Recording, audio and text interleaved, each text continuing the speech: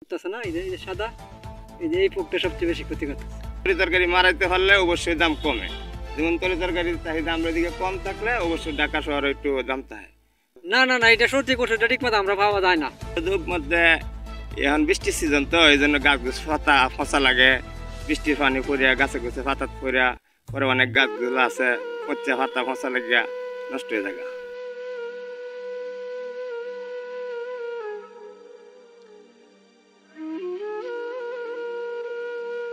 দর্শক, আমরা এখন অবস্থান করছি কিশোরগঞ্জের পাকুন্দিয়া উপজেলার জাঙ্গালিয়া ইউনিয়নের তারাকান্দি গ্রামে মুহাম্মদ হায়দার মিয়ার বেগুন বাগানে। নতুন নতুন বিভিন্ন রোগেই বেগুনকে আক্রান্ত করছে। সে আক্রান্তে ভুগছে হায়দার মিয়ার মতো অনেক কৃষক। দর্শক, বিস্তারিত জানাবো এবং কথা বলবো আমরা হায়দার মিয়ার সঙ্গে।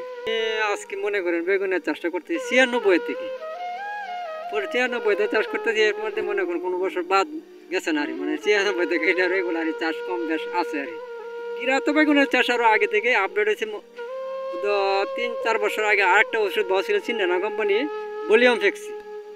এই ওষুধটা দিলে পরে আপনার এই যে এই সাদা ফুকা খুব একটা রয়েছে না, আর এই ফুকের কাজ, এই ওষুধের কাজ করছে বেশি, মানে কম দামে আনের ভালো ওষুধ পাওয়া গেছে। এটাও এক কাগ ওষুধ দিলে পরে আনের উপকার পাওয়া গেছে।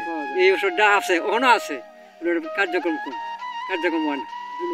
2 নম্বর বেগুনের লাগে এই কার্যক্রমটা চলে না, আর পাওয়ার কমাইছে। সত্যি কথা, সাদা একটা ফুক, এই যে দেখেন, এই যে একটা সাদা ফুক উঠতেছে না, এই যে সাদা, এই ফুকটা সবচেয়ে বেশি ক্ষতি করতেছে। এটা ধরলে আপনি এই যে রস খাইলে পরে এই পাতাটা পড়ে যায়। আর একটা পোকা হলো আনিয়ে লম্বা একটা কিনে ডুকা কানা করে ডুকা ছিদ্র করবো অথবা বেগুন ছিদ্র করবো। এই দুটা রোগে বাগুন খেতে সবচেয়ে বেশি। নতুন রোগ না, এই রোগটা আগেই, নতুন কোনো রোগ নেই। এটা রোগটা এই বছর সবচেয়ে এই যে সাদা যে ফুকটা, এই যে সাদা যে ফুকটা, এই ফুকটা নির্বারের বছর একটু বেশি।